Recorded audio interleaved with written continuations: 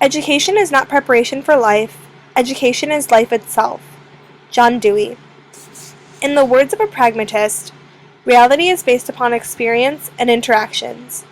We learn through our everyday experiences and interactions with others and the world around us. Philosophers William James and John Dewey play an important role in the history of pragmatism.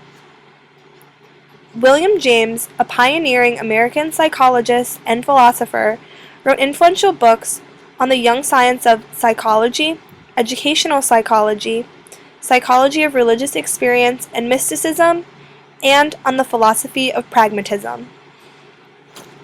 John Dewey was an American psychologist and philosopher who pushed for educational reform. Dewey was an important developer of pragmatism and major representative of progressive education. Back in 1896, at the University of Chicago, John Dewey founded his now famous laboratory school. This school allowed for students to learn through their own discovery. Since his laboratory school was founded, it has had a more powerful influence on American education. Montessori classrooms are a perfect example of the philosophy of pragmatism involved in the classroom. In a Montessori school, students learn by more hands-on activities than through direct teacher instruction. Students are given the chance to move around at their own pace and learn from their individual experiences and interactions that they may have with other children in the classroom.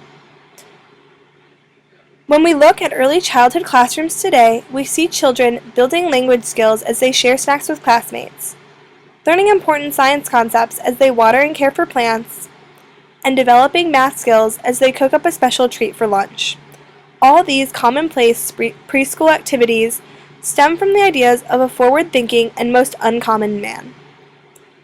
This quote helps point out to us just how much the philosophy of pragmatism, William James, and John Dewey influenced education. If you think back to your own experiences in school, most of us remember planting seeds and taking care of them so that they would grow, or caring for a class pet.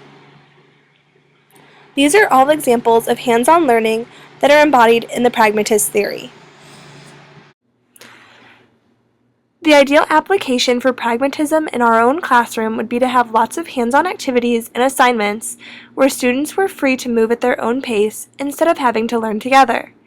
As we all know, not all students learn in the same ways or in the same rate.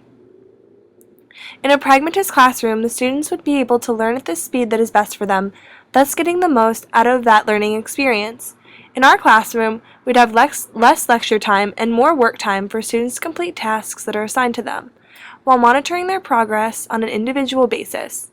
Pragmatic classrooms provide a more relaxed atmosphere, better for both students and teachers.